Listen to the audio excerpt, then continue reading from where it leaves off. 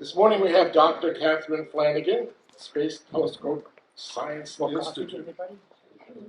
She'll be talking on the James Webb Space Telescope, opening eyes on the universe. Dr. Flanagan holds an Astronomer Emerita appointment at the Space Telescope Science Institute, where she has served on the James Webb Space Telescope mission. She's a deputy director and interim director. The Institute is responsible for the science operations of the Hubble Space Telescope, as well as the mission and science operations of its successor, now the James Webb Space Telescope. Dr. Flanagan came to the Institute in 2007 to head the mission office for the JWST with responsibility for developing its Science and Operations Center. In her early career, she earned her PhD in physics at MIT, where she began working in the field of X-ray astronomy, with special interest in developing new instruments for space. She became part of the research staff at Smithsonian Astrophysical Observatory and MIT, and she has worked on multiple flight instruments. She's participated in NASA's advisory structure, co-chairing strategic planning documents and serving on advisory committees. She's been active in astronomical community organizations and has been honored by election as a fellow of the American Association for the Advancement of Science.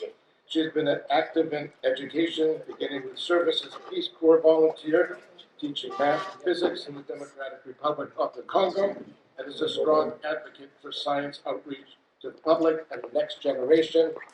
Please give a warm Brotherhood welcome to Dr. Kathryn Flanagan.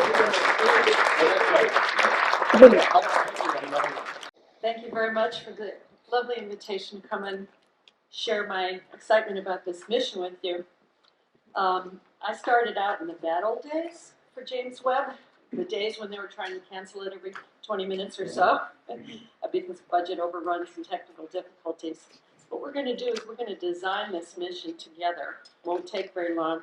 And then eventually you may understand why it was so hard to build. But I have to say, I think we live at a pretty good time. What you see in the background here, the sort of filamentary purple structure, is the Veil Nebula. It's the result of an explosion that happened about 8,000 years ago. Now, 8,000 years ago was a really great time. I'm just saying. There was proto-writing. There was domestication of cats, for those of you who are not allergic, right? And there was cultivation of barley, which would eventually give us beer. What could get better than that? Except for the fact, and you know, you can be sitting on the side of a hill and going, whoa, did you notice that? You know, supernova explosion going off. So you have the remnant, beautiful remnant. This is an image taken by Hubble, and I'm pleased to say it was my discretionary time when I was director that we took it. But this century, this millennium, is actually starting off to be pretty amazing. I get up every now and then and say, oh, what a great time to be alive. In 2015, we had a gravitational wave detection. Gravitational wave. Two black holes spiraling around each other. And now, last Christmas, a little bit more, maybe 14 months ago, right? Launch of James Webb. People have been working on this for 20 years. I'm really excited to tell you why we did it, and we'll go ahead and see how it's performing, whether or not it's living up to its promises. So let's talk about it very briefly. James Webb is an international collaboration. This topic came up earlier. Expensive missions are hard to do alone. And the truth is, in science, in astrophysics, almost all the scientists worldwide come together and believe in the same priorities.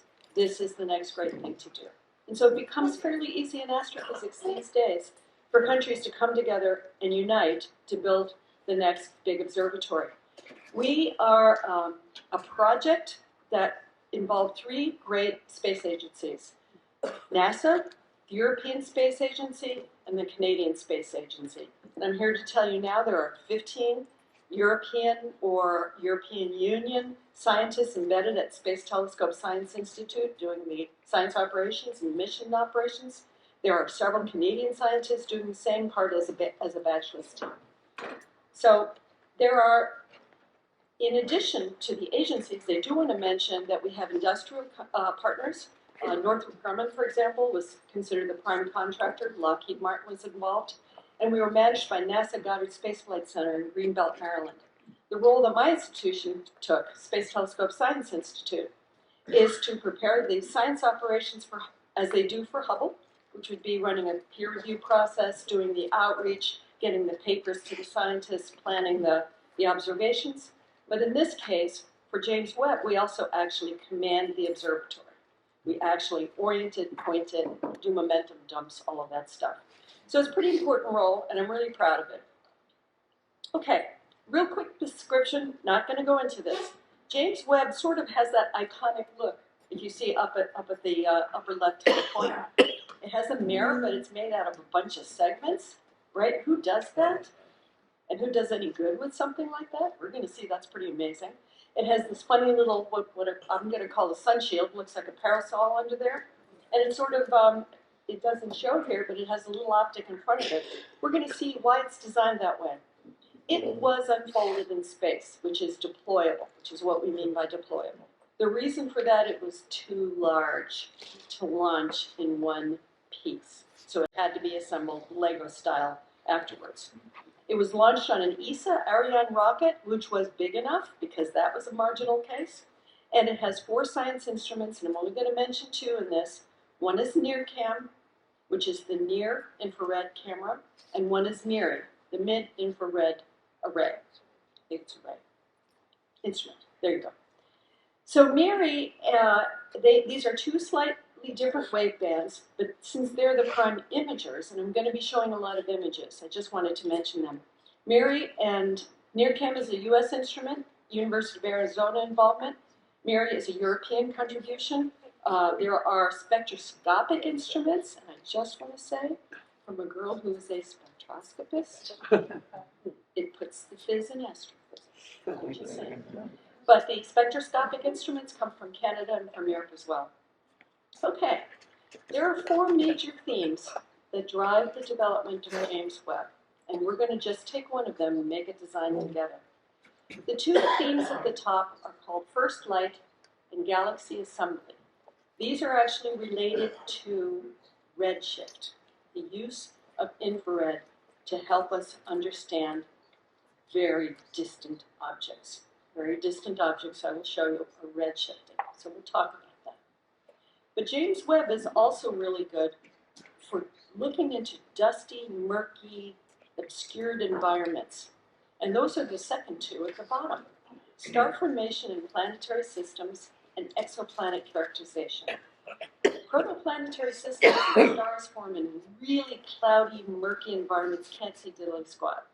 You need infrared to be able to see what's going on. That's why James Webb is there. And we're interested in star-forming regions. We're interested in planet forming because secretly, we kind of want to know how we got here too.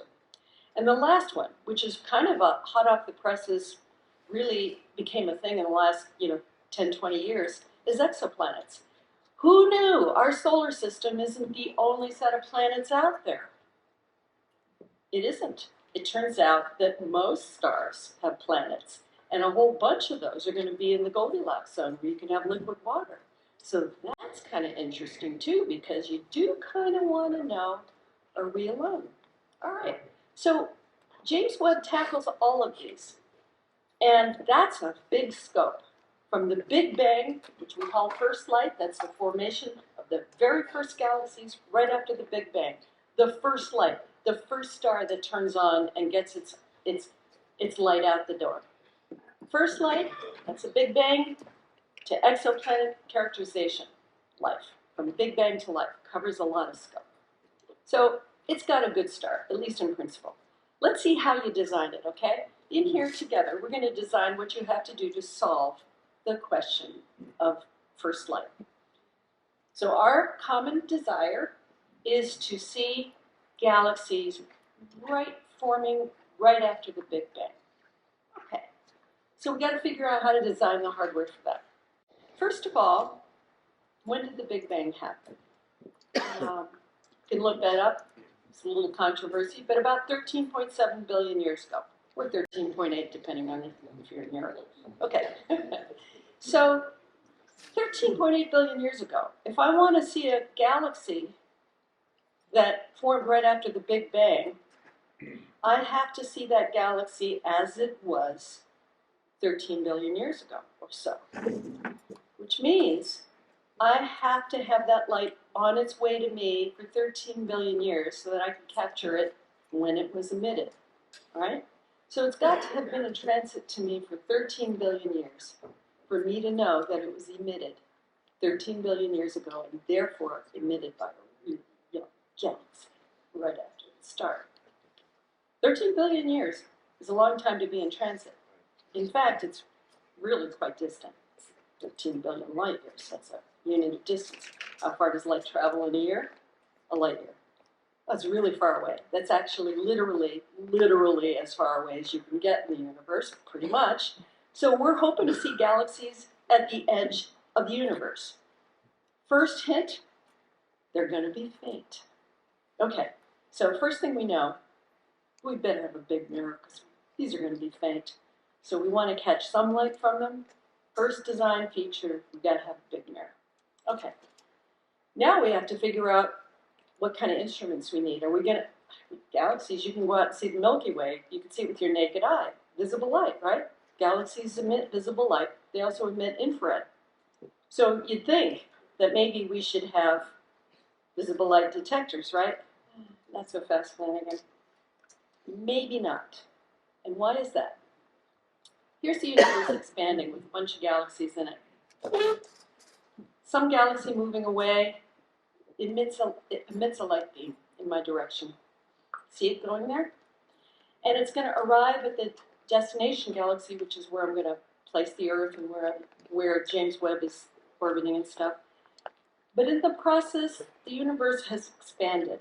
And in the process of expanding, the light, which admittedly we know is supposed to be visible light, got stretched out, and the wavelength got longer and longer, as you can see in this illustration. By the time it gets to Earth, it's no longer visible wavelengths. It's now infrared.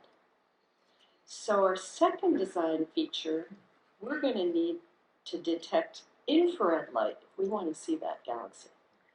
Okay, we're going to need a big mirror, and we're going to need infrared light. Okay, so far so good, right? What else do we need? Infrared.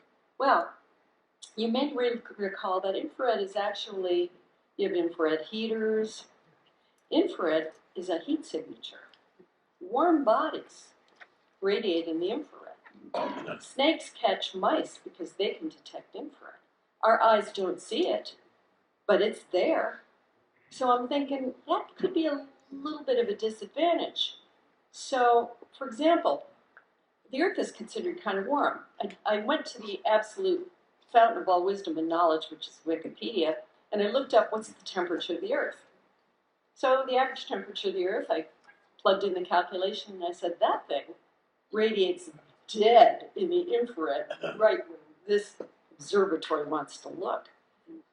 Great planet, not saying anything bad about Earth, but really inconvenient if you're trying to look for a faint infrared signal out there and you got this radiating body that you're close to. So we're going to have some kind of sun shield because there's Ginger, the dog, reminding me that warm bodies radiate in the infrared. There's an infrared picture.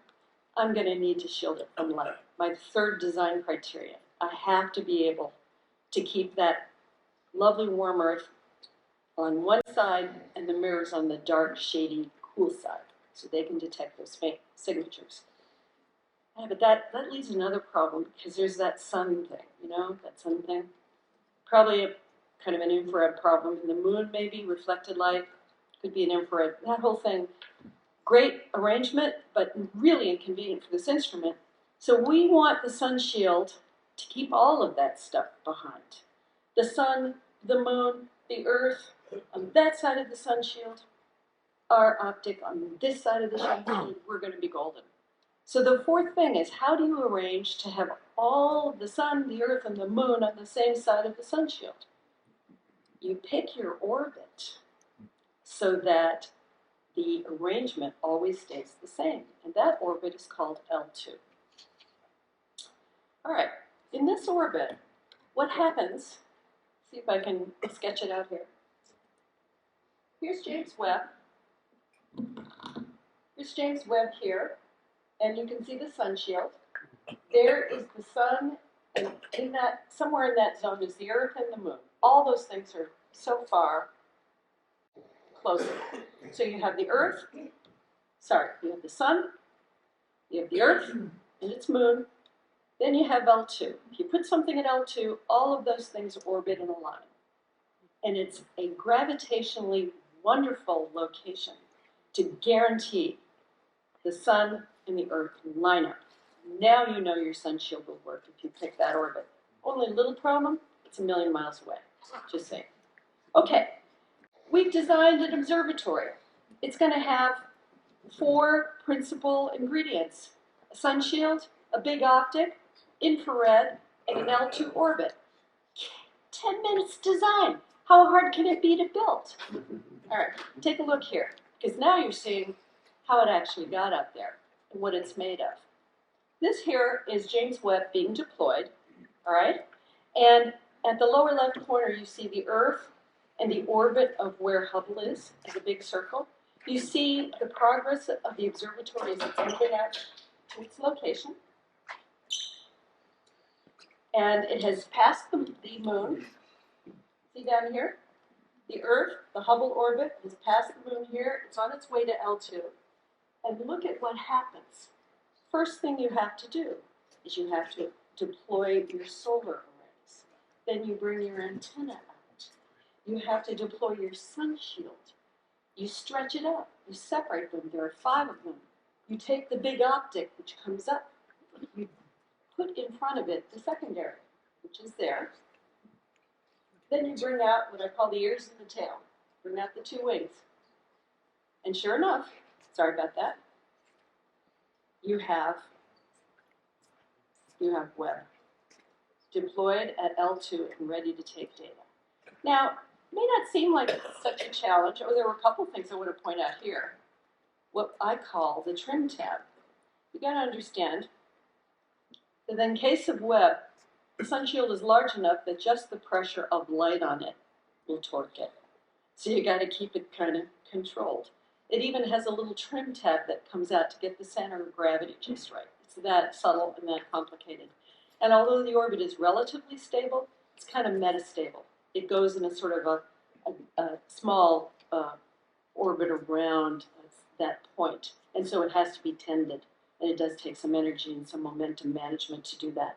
So it's complicated, and I just want to add 1,000,000 miles, 2 times farther away than the moon, at 40 degrees Kelvin. That is so close to absolute zero. It's much, much colder than liquid nitrogen.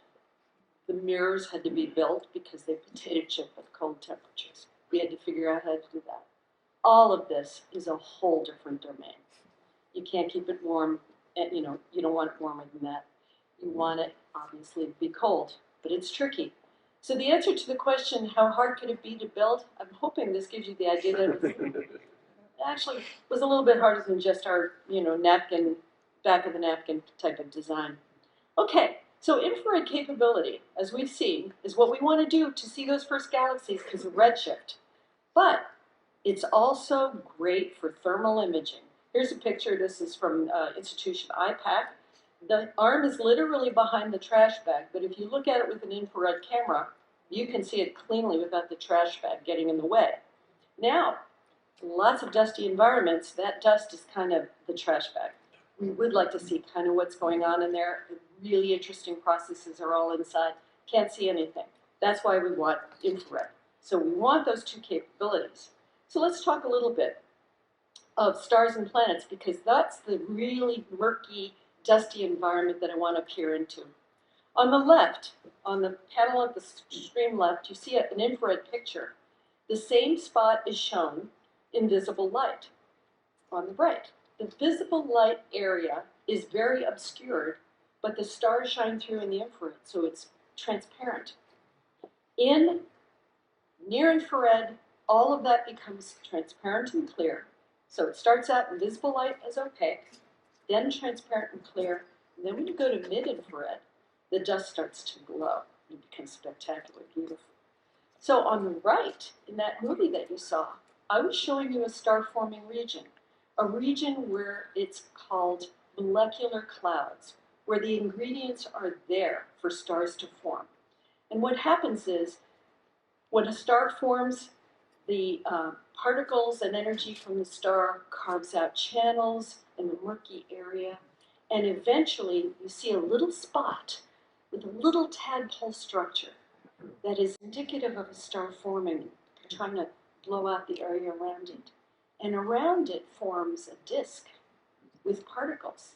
And that's really great, because out of that disk, which is solar system size, will come your planets.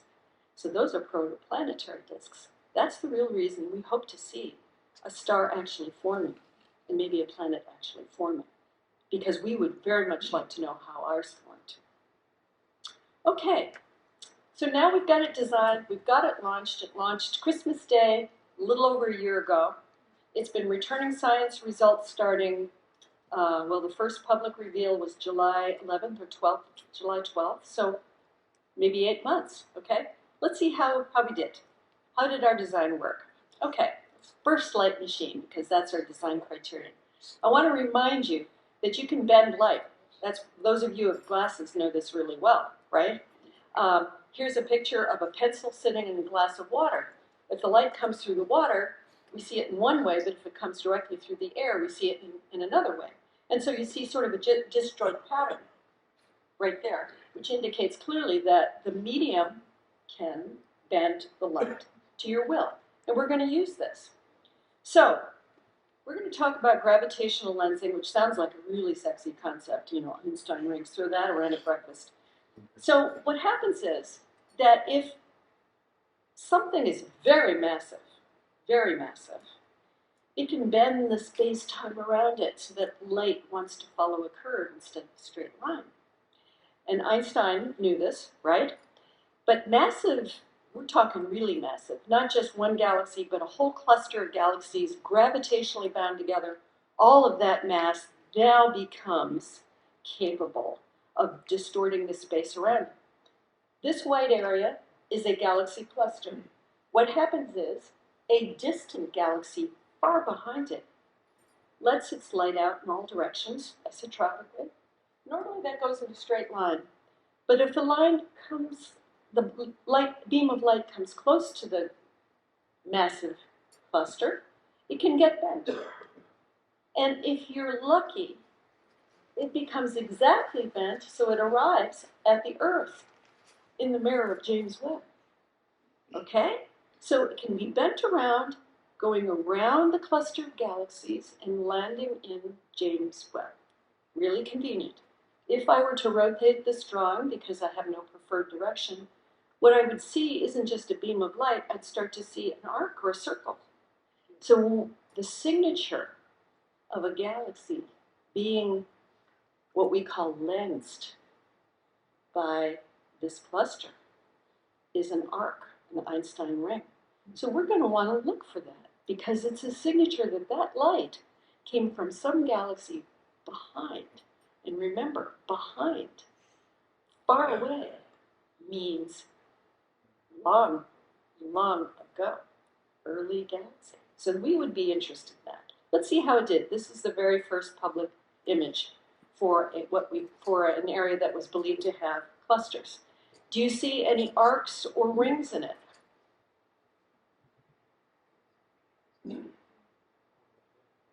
By eye, you are already detecting very early galaxies, by eye. This, now remember, it's an infrared picture, so we don't see an infrared, our eyes don't see infrared. So the color that we're using here has a meaning. If it's colored red, it means it actually is redshifted light. We chose that color pattern. If it's some other color, that means it's more of a foreground object, more of a local object. Okay, so if something's white, it's closer. But if it's red, it's going to be infrared. So the rings we see are red, and you see the occasional little dot that's red, which is probably a very distant early galaxy. So really, immediately we saw, ooh, it's doing well. We did not know what we had released because, okay, first thing that happens is scientists jump on this like they've been starved.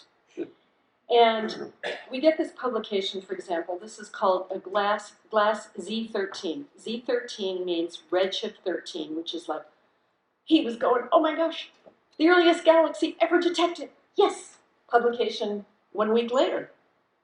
A week after that, somebody claims a candidate that might be redshift 16, even earlier. What a difference a week makes. So you think a week matters? Got news for you. They had papers that were beating each other by 13 seconds. And they were time stamping them to see if they could be the first and the farthest, right? It was a madhouse. There was a scramble. Weren't even sure that these were valid yet. Lots going on here. But, of course, Scientific American realized they are finding so many early galaxies that it doesn't even fit with current theory. What's going on with that? Galaxies could break cosmology, right? Which is even better from a scientific perspective. Believe it or not, I asked the current mission head last night, what's the status? And he's going, well, the models may not have gotten how quickly stars form quite right. Who could imagine? But yes, they do appear to be more than we had thought. So the jury's still out on that. But I thought you'd like to know it was a mad dash within the first week. Now, I want to talk about star-forming regions for a second because these actually make fantastic images, great screensavers and stuff. So this is the Carina star-forming region. Star-forming regions are always molecular clouds, so they're going to have parts of it that are murky and interesting and beautiful in infrared, right? And they're going to have sharp edges. What happens here is you can see a sharp structure here. That's because there's some star out there that is luminous and pushing back the matter, bubbling it out. And so it formed a sharp edge here, so there's some young star up there. Forms a sharp edge here, but this clearly shows you the material out of which stars are born. And in fact, if you look closely at these yellow orbs, for example, that's very probably a star forming right now. This is interesting to us because this is where you get started. You build your star, you build your planet, you get your life, right? Hopefully. So it's interesting to us for a variety of reasons, star-forming regions, spectacular. Here's another example, because we do want to see a star while it's forming. This is an actual picture of a dark cloud. The darkness is actually a lot of matter. And there is a star forming right at the bottleneck of this hourglass. And that star is pushing out some of the matter and illuminating it. And that's why you see lit up top and bottom. But one other thing I would like you to look at. If you look very closely at the center, the little equatorial part, can you see that there's a dark band right in the center? Right there. That's that protoplanetary disk. Or the stars form out of a rotating disk of matter, and eventually planets form out of it. So we may be looking at an exact prototype of what we hope to see. This one, real quick picture. I just want to point out that on the left, it was taken with NIRCam, which is near infrared, and on the right, it was taken with MIRI. So they look a little bit different. This is the result of a star that's dying and blowing off the outer envelope. They call them planetary nebulae. Look very closely to the picture on the right, and you will see not one star, but two at the center. What that means was that star was obscured in this picture by dust and did not become clear until it got here. It's telling us an awful lot just to be able to use the complementary wavebands. Okay, I want to talk to you about a planet because this is, this is our neck of the woods. I always have to look this up because I'm not a local girl. I don't understand, where our planets are in order all the time. But the one I'm interested in, Neptune, I think we're going to look at, very far out there, and close to it is Kuiper Belt. I want you to just pay attention to that because those are the ones we're going to look at. James Webb, by the way, had to develop a special capability. In order to be able to track a planet, you can't just take a picture of it. You have to do this because the planet is inconveniently moving. It's not as far away as a star, which feels like it's standing still. You actually have to do this in real time. It's fairly complicated too because they don't always go in straight lines. Okay, here's a picture of Neptune. I looked at the Hubble picture of Neptune, and the Hubble picture, in visible light, looks pale blue. And the reason it's blue is because Neptune has methane in the atmosphere, and the methane makes it blue.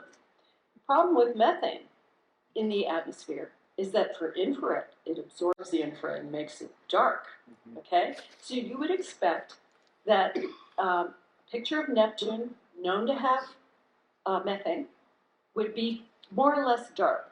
The exception would be if you had a cloud on it that was reflecting the sunlight off before it could get absorbed. And so that's what we're seeing here actually. These white spots are clouds actually forming up in the vortex, which is known to exist at the bottom. We are also seeing, if you see a little small band here near the equator, turns out Neptune is known to have violent winds. What's happening here is the atmosphere is being sucked down towards the planet itself and warmed up and radiating. You also see several rings. If you look closely, not just two, you actually see four. Two of those rings, this is the first time they've ever been imaged in infrared.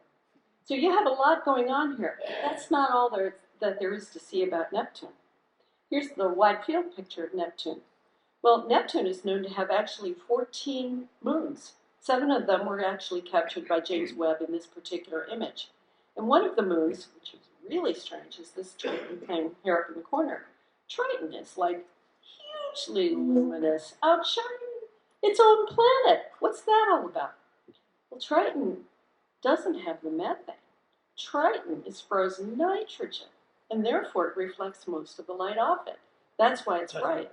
Now, Triton is kind of an interesting object because it's in what they call a retrograde orbit. If Neptune moves like this, instead of Triton going like this, it's going backwards, which leads astronomers to believe that it wasn't sort of born with that planet, but was a captured Kuiper belt object. Pretty good. All right. Now, you know, if we can see the distant galaxies, we can also see all these galaxies in between. Not just a 13-billion-year-old galaxy, but a 7-billion-year-old, or 2-billion-year-old, or 1 billion, or local. So we should see how galaxies changed over time. We call that assembly of galaxies. Let's take a look at what you do see.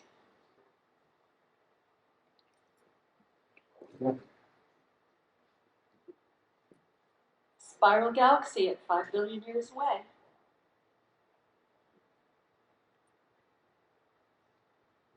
Reasonable spiral 7 billion light years away. Clearly going farther away back in time. 10 billion light years away. It's looking less spirally and more clumpy, I think.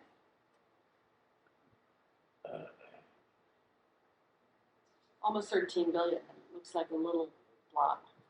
Okay, so clearly, galaxies change over time. They start out as blobs and they turn into beautiful spirals. Why? What's going on with that?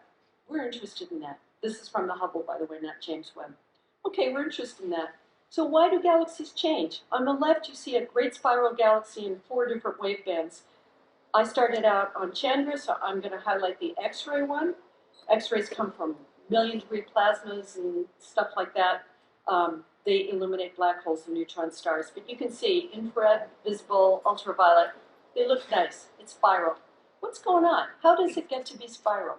And the answer is probably, to some degree, galaxies are known to interact. And when they do interact, and when they merge, they affect each other's shape. So what's going on here is the models of merging galaxies and then actual Hubble pictures of similar galaxies that probably maybe were formed by a mechanism like that. In each case, we see galaxies coming together, interacting with each other, and forming a different shape. So remember, the early universe was small, right? Smaller than we are now. Probably all those galaxies were close together. Probably they interacted.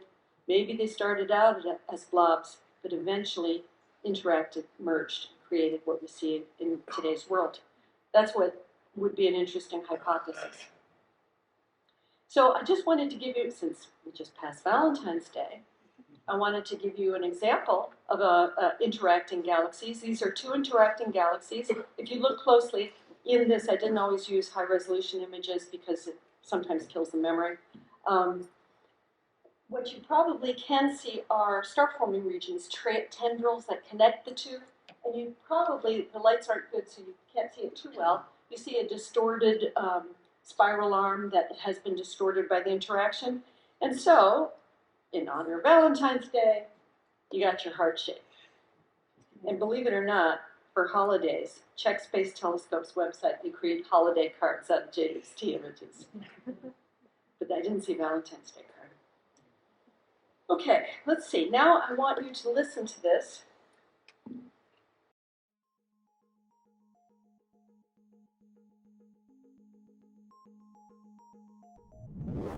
How do we learn about a planet's atmosphere? How do we know what's in the atmosphere of an exoplanet? The majority of known exoplanets have been discovered because they partially block the light of their host star. This is called a transit. During a transit, some of the star's light travels through the planet's atmosphere and gets absorbed. The light that survives carries information about the planet across light years of space where it reaches our telescopes. However, the planet is very small relative to the star, so it is still very difficult to detect, which is why we need a big telescope to be sure to capture this tiny bit of light. So how do we use a telescope to read transit light? Stars emit light at many wavelengths. Like a prism makes a rainbow, we can separate light into its separate wavelengths. This is called a spectrum. Visible light appears to our eyes as the colors of the rainbow, but beyond visible light, there are many wavelengths we cannot see. Now back to the transiting planet. As light is traveling through the planet's atmosphere, some wavelengths get absorbed. Which wavelengths get absorbed depends on which molecules are in the planet's atmosphere. For example, carbon monoxide molecules will capture different wavelengths than water vapor molecules. So when we look at that planet in front of the star, some of the wavelengths of the starlight will be missing, depending on which molecules are in the atmosphere of the planet. Learning about the atmospheres of other worlds is how we identify those that could potentially support life, bringing us another step closer to answering one of humanity's oldest questions. Are we alone? All right, spectroscopy finally comes center stage. So why are we interested in spectroscopy? This is an actual spectrum of our own atmosphere, the light through our atmosphere, okay? What happens is, if you have an atmosphere of a planet, the light from the star is now occulted by the planet, and some of it gets absorbed. If we look at that absorption spectrum, we know what element absorbed it. Okay, so we actually have a spectrum from Earthshine, basically light that got reflected back from the moon, okay? And there are many signatures of life in it. For example, there is oxygen and ozone, as you see here. There is water vapor here, carbon dioxide up here. Methane indicates the presence of bacteria. Cows, for example, issue a lot of methane. But I'm just going to mention one for the moment that we're interested in because it turns out it's in the infrared band. It would be detectable by James Webb. This big dick here is 4.3 microns. It's a signature of carbon dioxide. So let's take a look at our first exoplanet spectrum that got published. I'm just giving you the bottom line here, but I actually talked a young student into discovering it in the data in real time, without having known what the result would be. She looked at the data and she figured it out right there in front of her colleagues. What you see in the transiting exoplanet spectrum, here a peak is the symptom of how much got absorbed. It's kind of reverse. You're going to look for a peak, and what you see is a huge peak for carbon dioxide. This was the first definitive detection of carbon dioxide in the atmosphere of a planet outside our solar system. But follow-up observations have indicated an awful lot more. There's potassium, sodium, water, carbon monoxide, carbon dioxide, sulfur dioxide, and all those other elements. The potassium doesn't show here, but the others in this spectrum, but the others do. Those are all in that same planet. Pretty interesting stuff, so we're getting there. All right. Now, I just want to end with a thought about what you might be able to do, because this isn't just the playground of scientists. These are two spectacular images. They're done by Judy Schmidt, who is not an astronomer. She's an amateur who does takes the data and massages it into these spectacular images on her own machines. The data are public, generally speaking. There's tons of JWST data you can download. I'll show you how to do that. These are two phantom galaxies. I took these wonderful things and I went and looked up the Hubble pictures to put them next to them. Here's the Hubble equivalent, right side by side with the James Webb, and here's the Hubble equivalent side by side with the James Webb. As you can see, Hubble sees fuzzy lanes. James Webb brings out the structure. This actually was fantastic. Judy Schmidt did this in tandem working with a scientist who was doing the observation of Jupiter. Jupiter, her picture of Jupiter, not NASA's picture, not Space Telescope, hers. You see the great white spot? White. It's actually the great red spot. It's white because it has clouds, and you guys know when you have clouds, it reflects the light back so it looks white. In order to do this, not only do you have moving target tracking with James Webb, but Jupiter rotates. How inconvenient is that? She had to adjust the data in order to make this image. Okay, this slide just tells you where to go if you want to get the data, if you want to get the images, and I found a few podcasts that will get you started if you want to make your own images. And I'm happy to leave this available afterwards. Let's just end it on this. I wanted to say thank you to Stuart, Bill, and all the others, and Massimo, who actually emailed me back last night to talk to me about the disaster looming for cosmology and the Space Telescope Office Public Outreach. That's it. Thank you very much.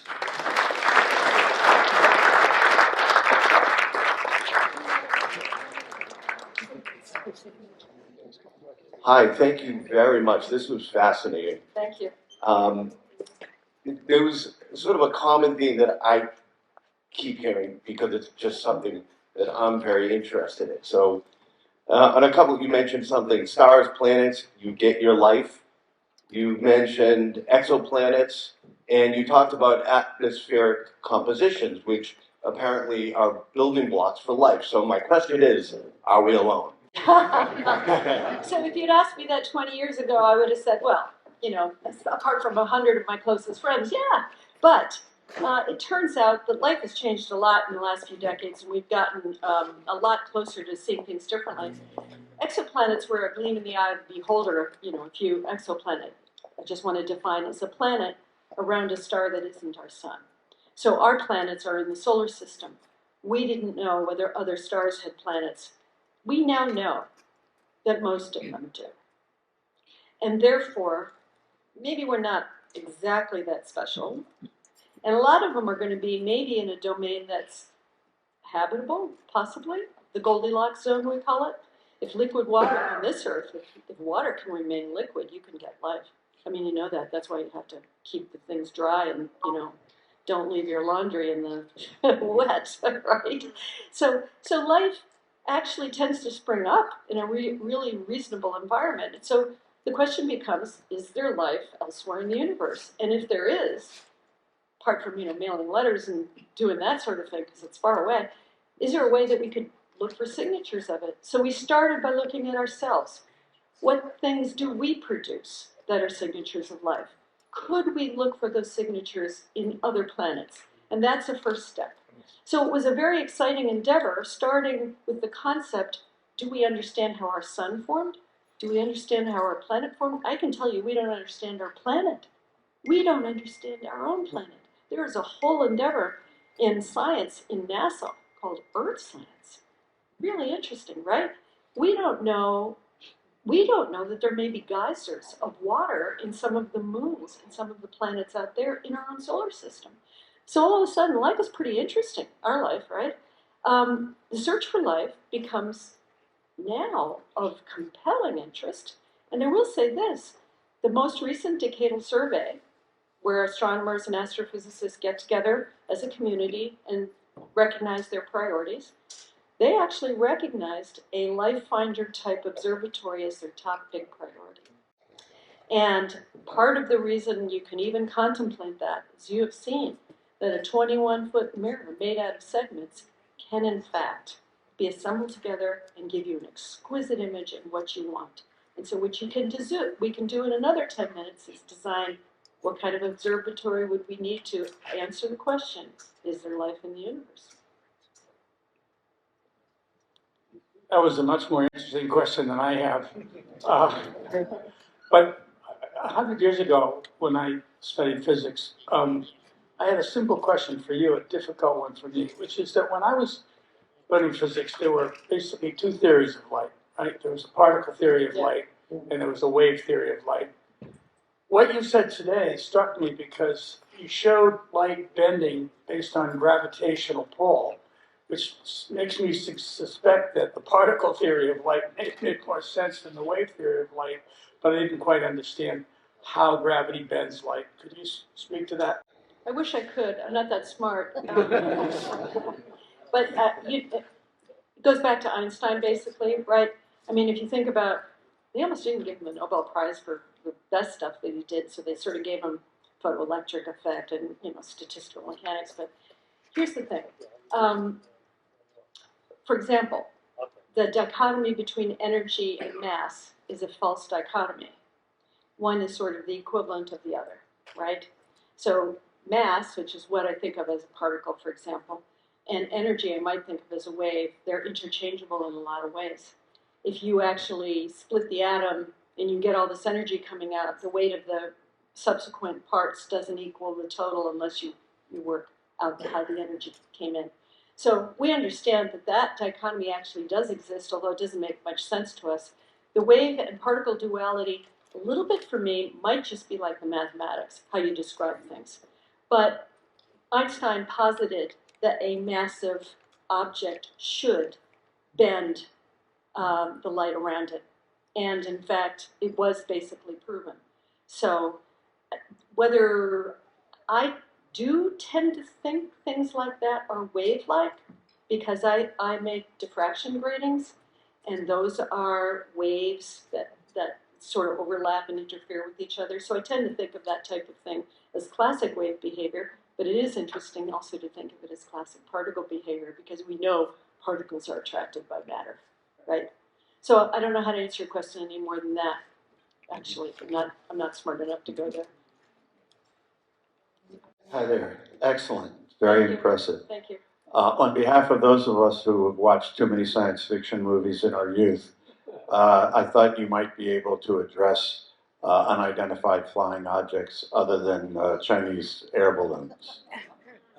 I tend to be a skeptic about stuff a lot. Unidentified means unidentified, right? And until they're identified, they're going to be mysterious. But I do remember we had an American Astronomical Society meeting in Rochester, and there's a taxi driver who picked up a lot of astronomers, and he asked them all the same question. So I think it's called Area 54. He said, "Do you guys have an alien in Area 54?" I think that's what it's called. And we said, "No." And he said, "Oh, no, you can't talk about it." Every single one of us, he said the same thing. So the answer is, personally, I'm not alarmed about it. I figure there's an explanation, but I have made a career out of trying to find the explanation for things I don't understand. James Webb is about to bring us 100 new things we don't understand, right? So it's not alarming to me, but I'm not sure UFO is anything other than you, right? Just at the moment, I don't know what to make of it. So I have a question. Who's James Webb? Ah, yes. James Webb was NASA administrator early on. But the reason he actually is appropriate for this mission, in my knowledge, we've never picked an administrator to name a science mission after. We always pick scientists. He actually put the science in NASA, okay? When the NASA was getting off the ground, he insisted that it not just be this government thing that goes with, NASA centers building it and going it. He insisted that industry be involved, and he insisted that the academic environment be involved as well, which by its nature brought science into that great endeavor. And now, about a third of the budget for NASA goes to science, and 2/3 maybe to human exploration, but it's very successful partnership, and I think out of gratitude for that, for having made that foundational element, it's appropriate to name a science mission after him. Again, very nice presentation. Thank you. I had a question just because I remember right after it deployed, there was some kind of like micrometeorite or something that hit a mirror, and we obviously see great pictures coming out of it. So Yeah. can you talk a little about how the system is designed to avoid Yes. or compensate for this? So those of us in the hardware business knows that stuff happens, right? And for every mission, I secretly always wait for one bad thing to happen, and I'd like to get it out of the way early and hope it's not a disaster.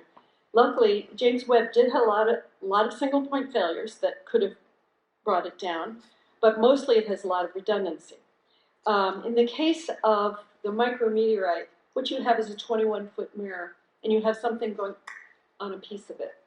So it compromises that piece of it, but it doesn't change most of it. And most of it is what contributes to the image. If it were terrible and it actually really compromised, like you shattered something or you crazed it in some weird way, so it really compromised the image, you would probably defocus it and just remove it and now operate with one fewer hexagon. That's what I would think they would do at the end of the day. But the fact of the matter is it's a small component. We expect things like this to happen. A bigger concern for me would be the sun shield. You notice I spread the fingers apart. You actually have 5 layers to the sun shield. There's a reason for that. If you have a little micrometeorite go through that, if you had only one sun shield, it would punch a hole in it. Now you would have a light leak from that lovely earth and sun going right onto the mirror. And that would be bad because now those faint things are going to have to compete with a really noisy background.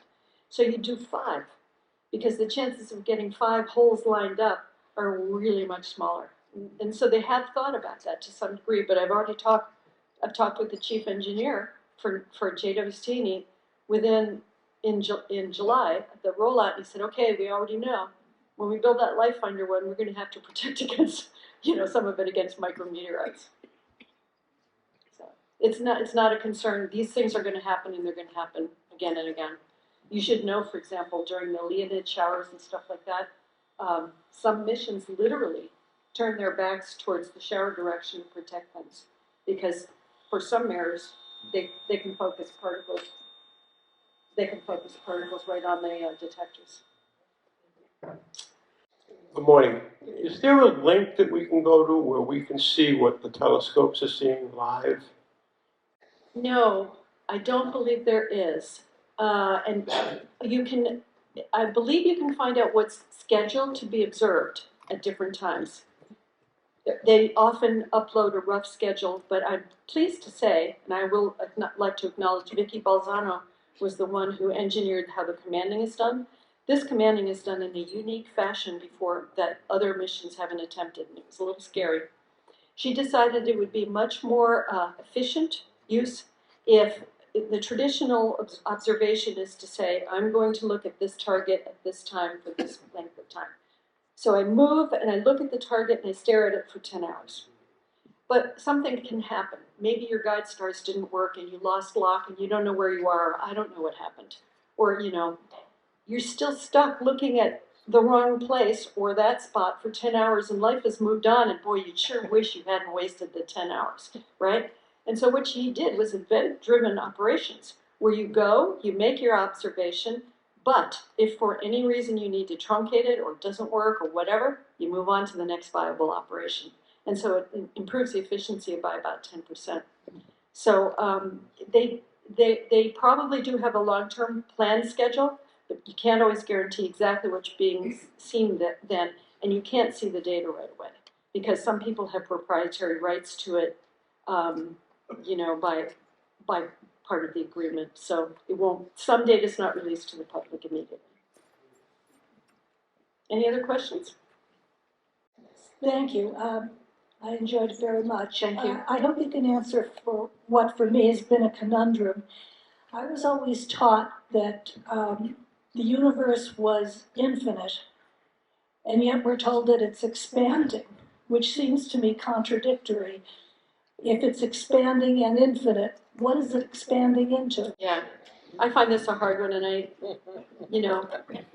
so I can't really call it infinite anymore because if it's beyond what you can measure, if you can't measure it, how do you define it? There There are actually strategic roadmaps that have considered whether we have more dimensions than we planned. What would you do to prove that? There's a lot of thought into this. But yes, I agree with you. It's expanding now, and it's expanding weirdly. I'm going to say weirdly because it's expanding faster than it should be. And that turns out to be a Nobel Prize called dark energy. Okay? Adam Rees, using Hubble, got the Nobel Prize along with 2 others. It turns out that the universe, we know that mass attracts, right? And so even if you have an exploding universe going out from the Big Bang, it's got a lot of mass in there, it should be kind of slowing down because it's attracting itself. And guess what? At times it seems to be expanding faster, not slower, not slowing down. And so you're kind of going, okay then. That's the basis of a Nobel Prize. It's called dark energy. And so the answer is, I don't know the answer, although one day I was talking to my brother, and I think alcohol was involved. I came up with an idea of why it might be. So I'm not smart enough to write it up as a paper. I was wondering what the expected lifetime of the telescope is, and also what's in the tank. Is it radioactive? Is it plutonium used No, now? it's not radioactive. It's more traditional. And that will be a life-limiting factor because you do have to do some station keeping and so forth. But we have very smart people that are figuring out how to manage the issues with the least amount of any kind of fuel. The reason for that is because we want it to last a long time. So its design life is supposed to be 10 years. When I was mission head, we were hoping we could milk it for 20. But it turns out that, for 12, we were hoping to get 12. Massimo Stiavelli, who is the mission head, told me that he thinks 20 is looking realistic now. So that's really good. Thank you very much. It was very interesting. Thank you.